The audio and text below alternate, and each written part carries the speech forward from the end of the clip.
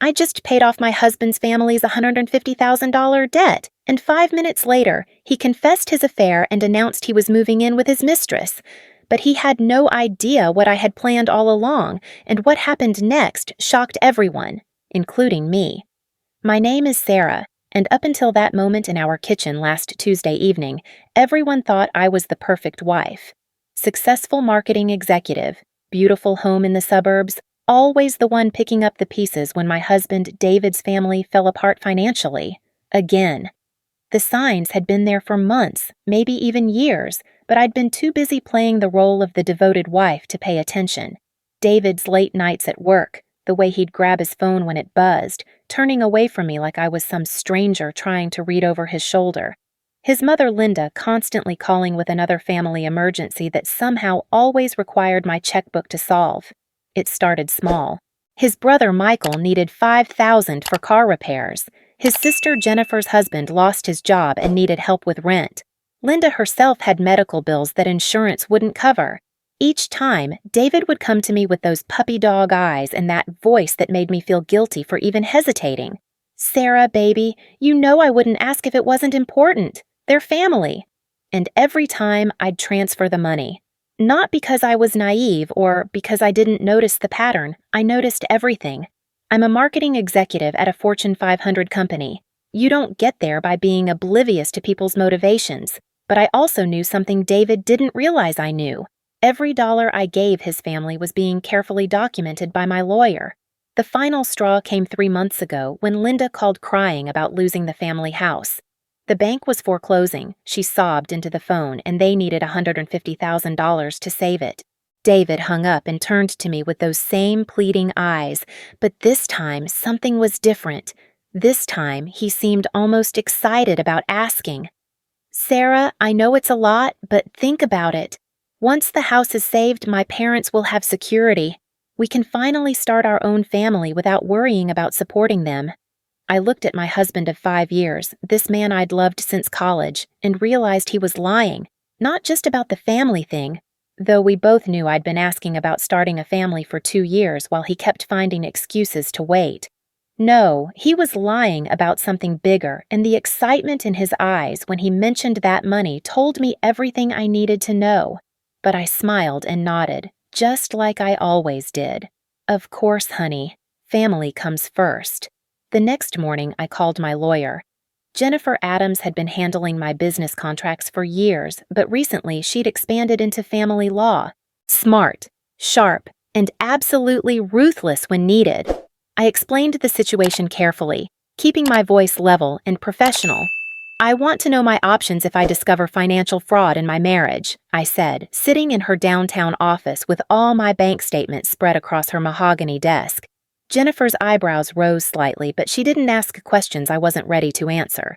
Instead, she walked me through property laws, asset protection, and something called fraudulent transfer that made my blood run cold and hot at the same time. If you can prove that marital assets were transferred with the intent to defraud you or hide them from you, the court can reverse those transfers, she explained. But Sarah, you need to be very careful about how you proceed. Document everything, but don't let on that you suspect anything. I left her office with a clear plan and a hollow feeling in my chest. Part of me hoped I was wrong, that my husband was just genuinely trying to help his family, and my suspicious mind was creating problems that didn't exist. But a bigger part of me, the part that had noticed every strange phone call and late-night emergency meeting, knew exactly what I'd find if I started looking. The investigation didn't take long. David had never been particularly careful about covering his tracks, probably because he'd never imagined I'd go looking.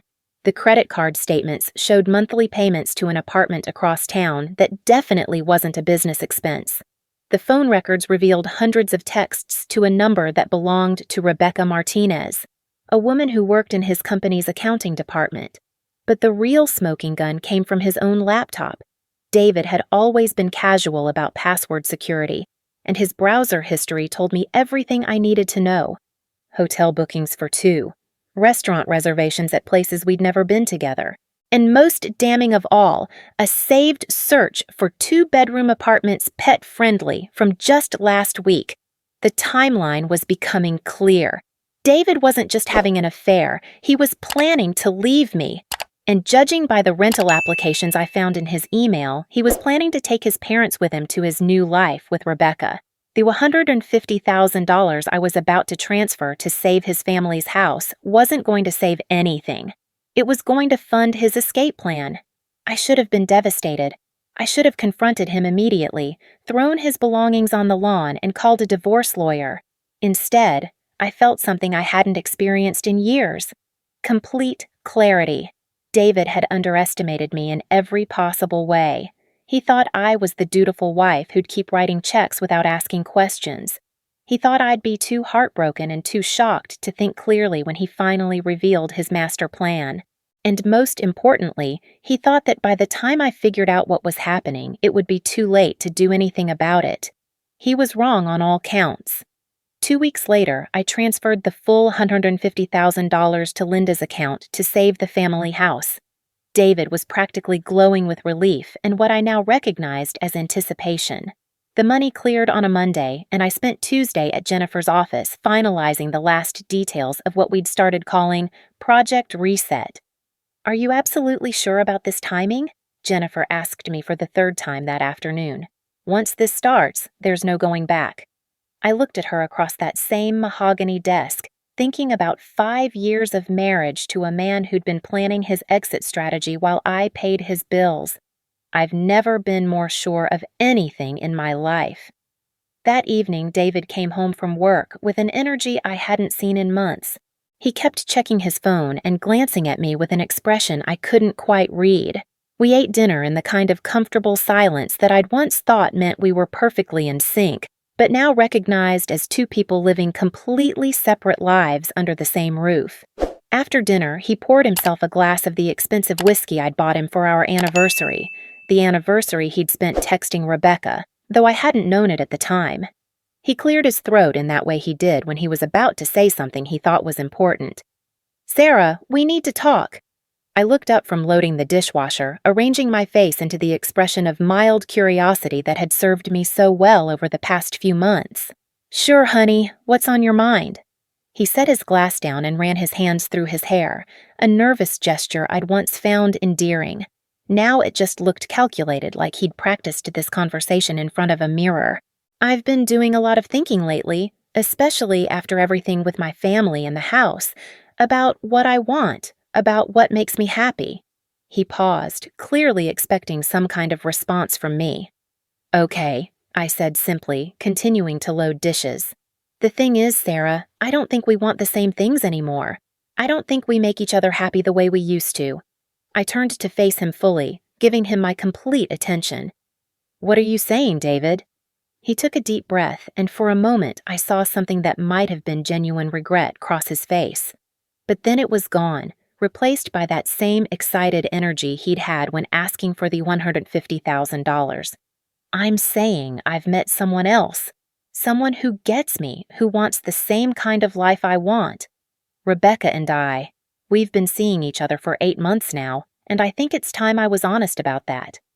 8 months. Not the timeline I'd constructed from the evidence, but close enough. I kept my expression neutral, interested, but not devastated. "I see. And what exactly does this mean for us?" David blinked, clearly thrown by my calm response. This wasn't going according to his script. "Well, obviously we need to talk about divorce, about dividing assets and figuring out living arrangements and all that." "Living arrangements," I repeated thoughtfully. "You mean you want to move out?" "Actually," and here came that excitement again, "Rebecca and I have been looking at places together. We found this great house across town, big enough for both of us, and, well, my parents are getting older, and with everything they've been through financially, Rebecca and I thought they should come live with us. You know, so we can take care of them properly." I nodded slowly, as if I was processing this information for the first time instead of having known about it for weeks. "So you, Rebecca, and your parents, all together in this new house?" "Right. It makes sense, you know? They won't have to worry about money anymore, and Rebecca really wants to be part of a big family. She never had that growing up." The audacity was breathtaking. He was actually trying to sell me on how wonderful his affair partner was, how she was better suited to his family than I'd ever been. But more than that, he was revealing the full scope of his plan. Take my money, take his parents, start fresh with Rebecca in a house I'd inadvertently helped him afford. "That sounds like you've put a lot of thought into this," I said carefully. "I have, and Sarah, I hope you can understand. This isn't about not caring about you. It's about being honest about what we both need to be happy." I set down the plate I'd been holding and really looked at my husband. 5 years of marriage, 7 years together total, and he genuinely believed I was buying this performance. He thought I'd nod along with his explanation, maybe cry a little, and then quietly fade out of his life while he rode off into the sunset with my money and his new family. "You're right," I said finally. "We should definitely be honest about what we need to be happy." David's shoulders relaxed slightly. "I'm glad you're taking this so well. I know it's a lot to process." "Oh, I've had time to process it," I replied, and something in my tone made him look at me more sharply. "What do you mean?" I smiled then, the first genuine smile I'd given him in months. "I mean, I've known about Rebecca for quite a while now. I've known about the apartment, the hotel visits, the house hunting. I've known about all of it." The color drained from David's face. "Sarah, I can explain." "No need for explanations," I interrupted.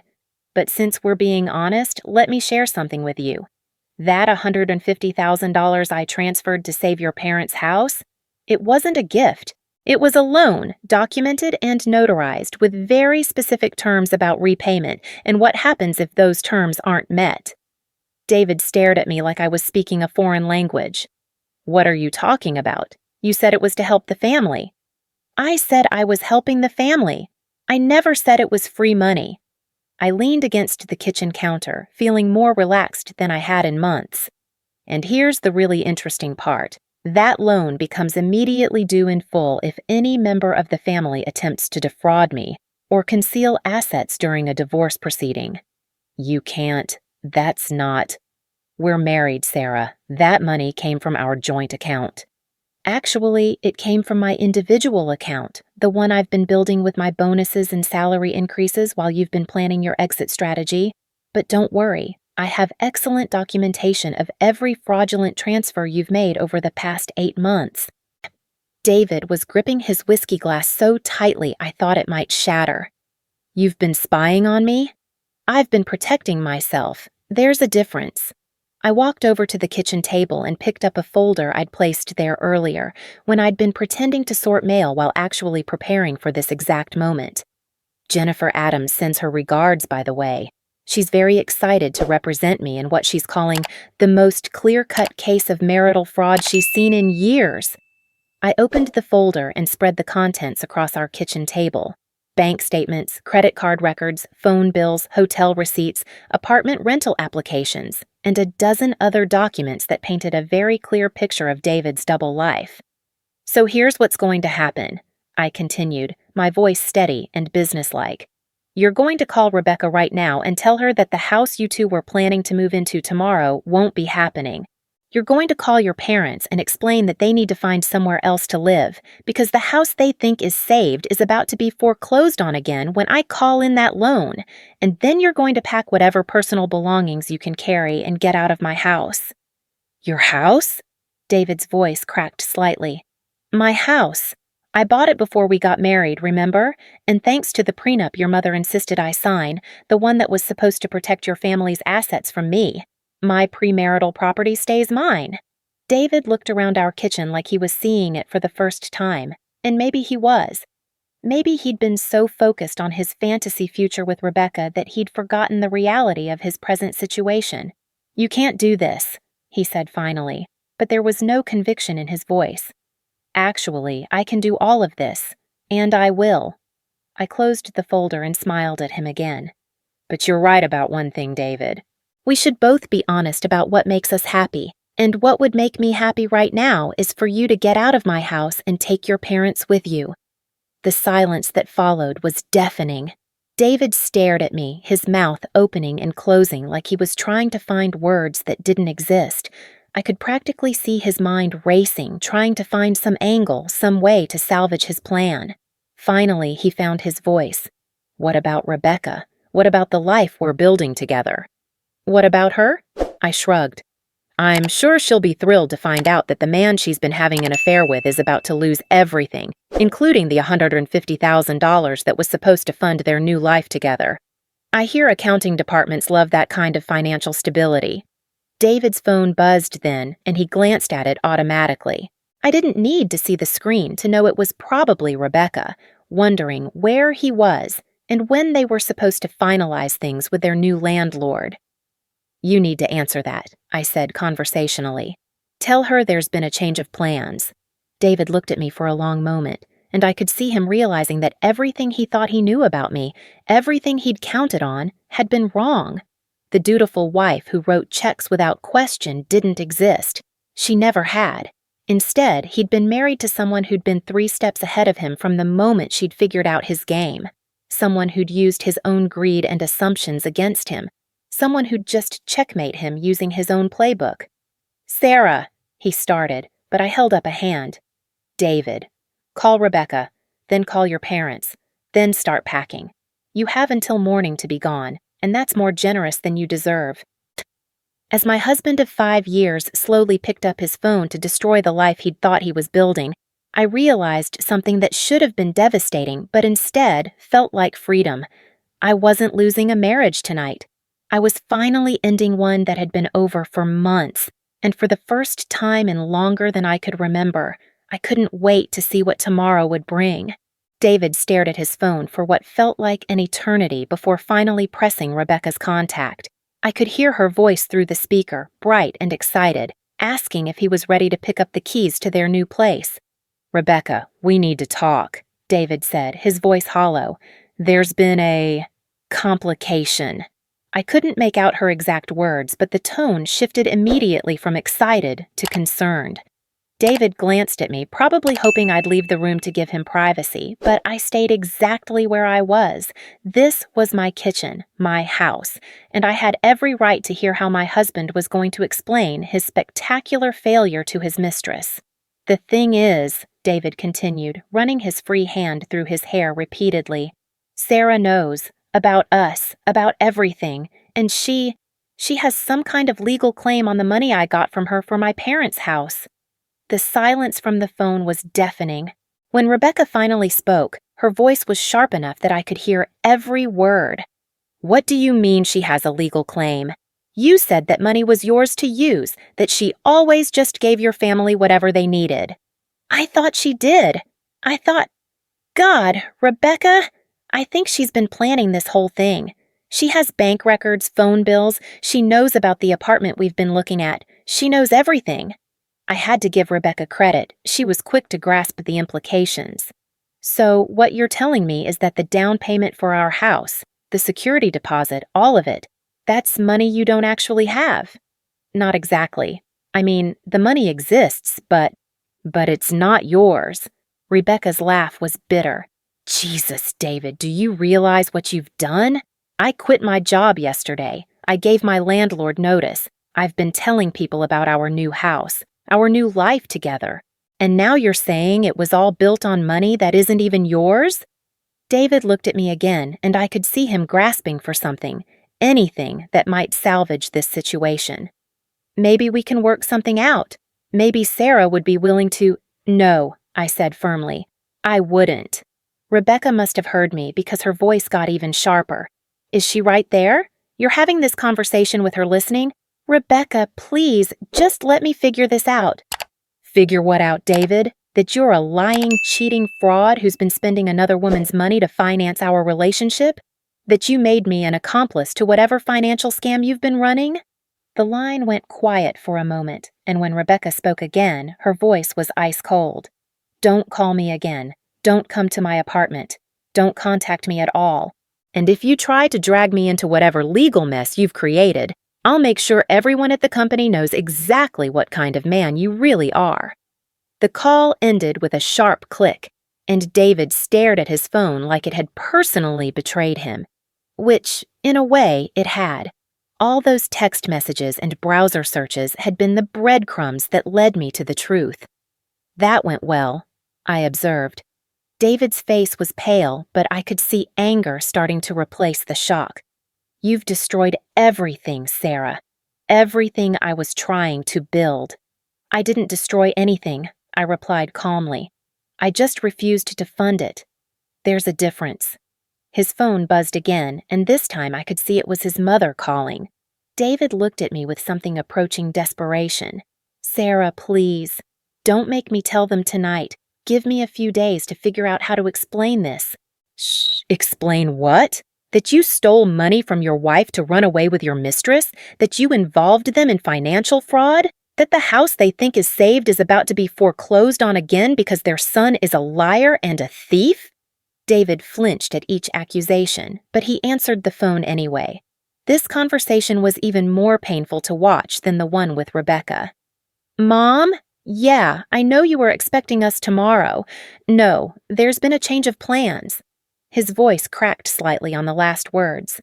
Linda's voice carried clearly through the phone, confusion and worry evident in every word. "What kind of change?" "David, you said Rebecca was excited to meet us, that we'd all be living together in that beautiful house you found." "Mom, listen to me carefully. The house isn't going to work out, and you and Dad, you need to find somewhere else to stay. Tonight." The silence was so complete I could hear the grandfather clock in our hallway ticking. When Linda finally spoke, her voice was small and frightened. "David, what are you talking about? We packed everything today. We said goodbye to the neighbors. Your father loaded the truck. We don't have anywhere else to go." I watched my husband of 5 years crumble in real time. His shoulders shook, and for a moment, I almost felt sorry for him. Almost. Then I remembered 8 months of lies, of secret apartment rentals and hotel visits, of planning his escape while letting me fund it. "I know, Mom. I know I made some mistakes. Big mistakes. And now, Sarah—" He looked at me with something that might have been hatred. "Sarah is calling in the loan she made to save your house." "What loan? You said Sarah was helping family, that she was happy to save the house." "She was. I thought she was. But apparently she documented everything, made it all official and legal, and now she's saying if there are problems in our marriage, the money becomes due immediately." Linda's voice rose to nearly a shriek.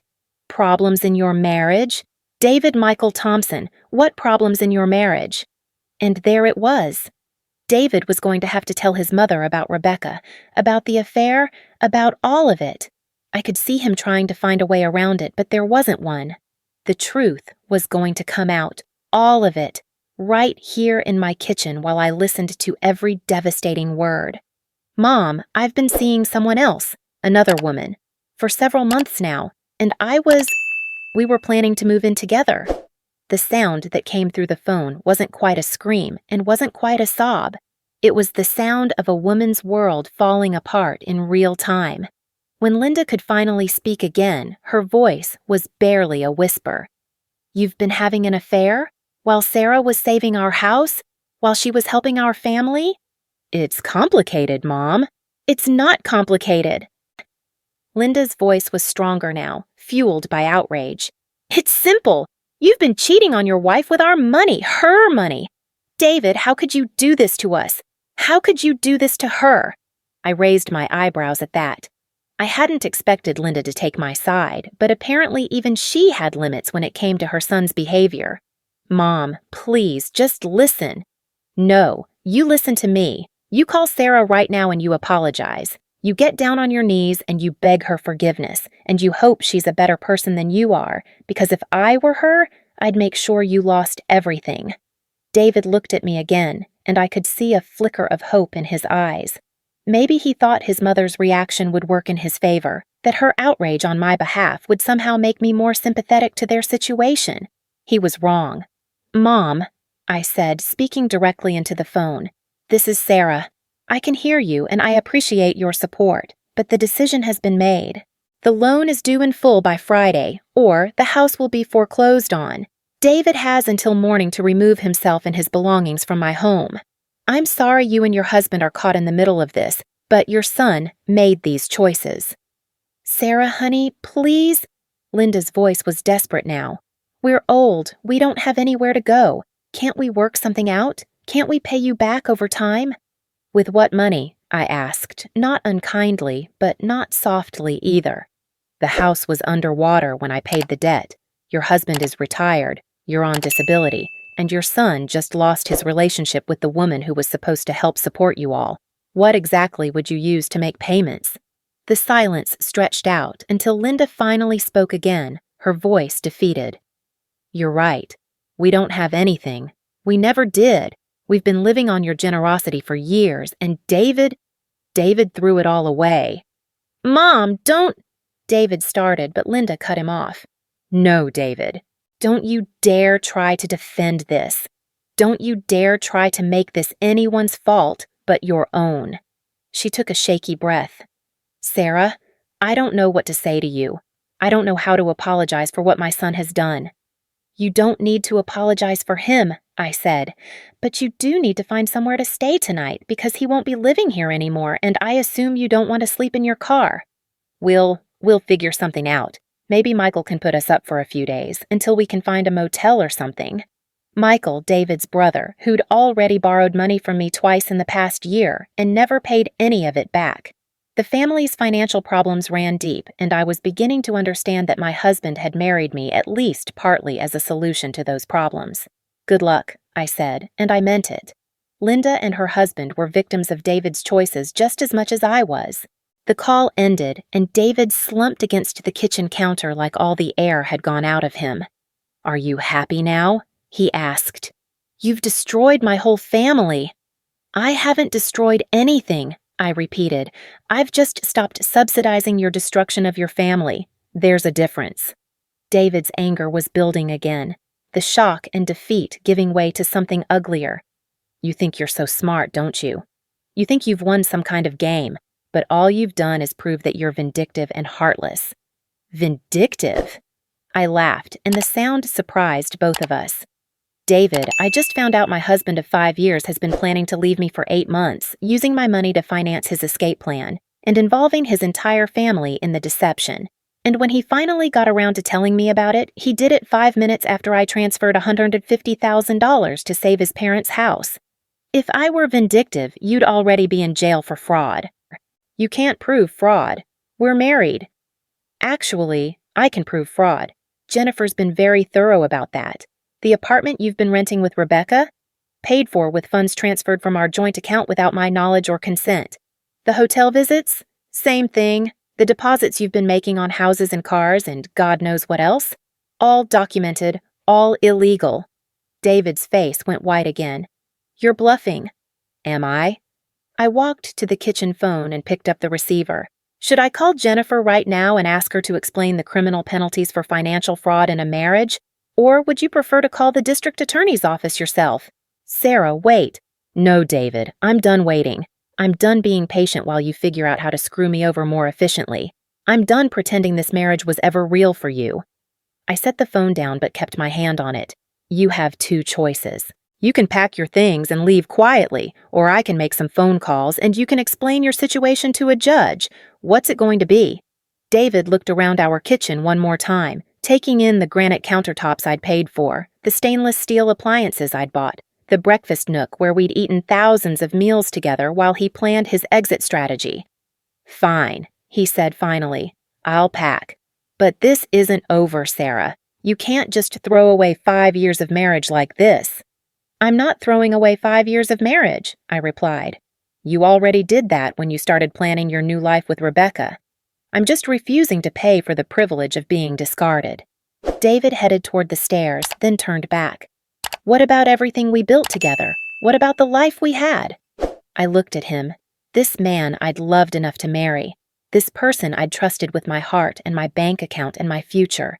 And I realized that the life we'd had was largely a fiction, at least for him. While I'd been building what I thought was our future, he'd been planning his escape. The life we had was built on lies, David. Your lies. And I'm not interested in living in that construction anymore.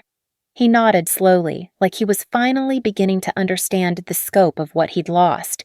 Not just me, not just the money, but the entire foundation of security and support that my love and resources had provided for him and his family. "I never meant for it to happen this way," he said quietly.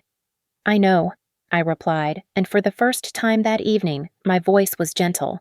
"But it did happen this way, and now we both have to live with the consequences." David disappeared upstairs, and I could hear him moving around in our bedroom, opening drawers and closets. The sounds of a life being dismantled, of someone packing up 5 years in whatever boxes and suitcases he could find. I walked to the living room window and looked out at the street where we'd lived together for 3 years. The houses were dark except for porch lights and the occasional flicker of a television. Normal people living normal lives, probably dealing with normal marriage problems like whose turn it was to take out the trash or whether they could afford a vacation this year. I envied them their ordinary problems. My phone buzzed with a text from Jennifer. "How did it go? Do I need to be ready to file papers tonight?" I typed back, "He's packing now. I'll call you in the morning to discuss next steps." "Proud of you," came her immediate reply. This took real courage. Courage. I hadn't thought of it that way. It had felt more like survival, like finally stopping the slow-motion car crash that my marriage had become. But maybe Jennifer was right. Maybe there was courage in refusing to be a victim, in using my intelligence and resources to protect myself instead of continuing to enable someone else's betrayal. David came downstairs an hour later with 2 large suitcases and a duffel bag. It seemed like very little to show for 5 years of shared life, but then again, most of what we'd shared had been mine to begin with.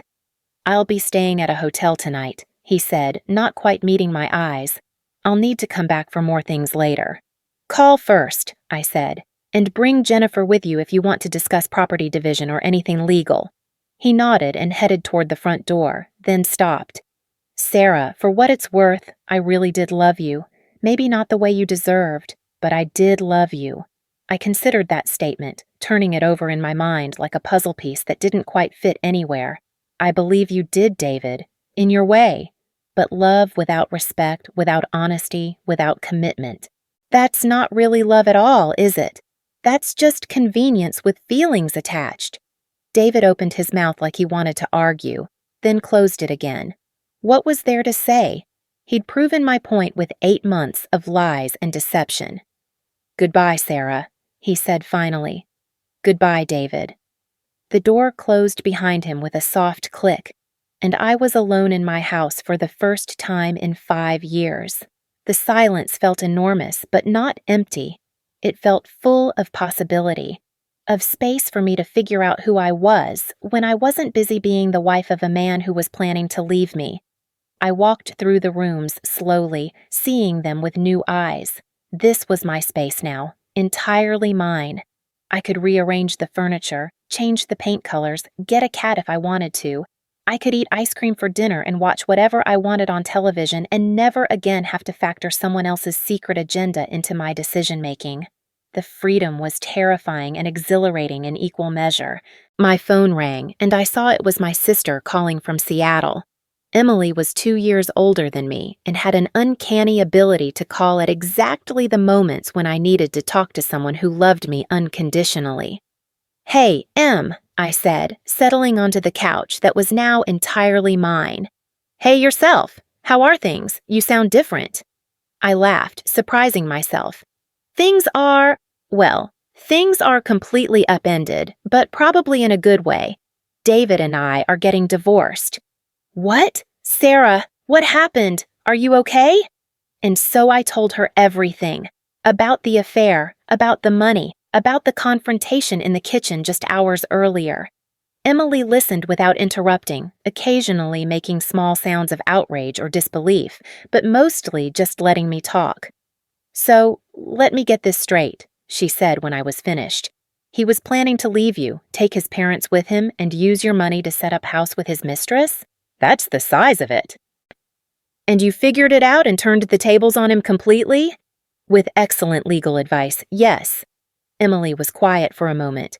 "Sarah, I have to ask, are you okay? I mean, really okay? This has to be devastating." I considered the question seriously. Was I okay? 12 hours ago, I'd thought I was married to a man who loved me. Now I was sitting alone in my house, planning a divorce, and somehow feeling lighter than I had in months. You know what, Em? I think I am okay. More than okay, actually. I think I'm free. Free? Free from wondering why David seemed distant lately. Free from making excuses for his family's constant financial crises.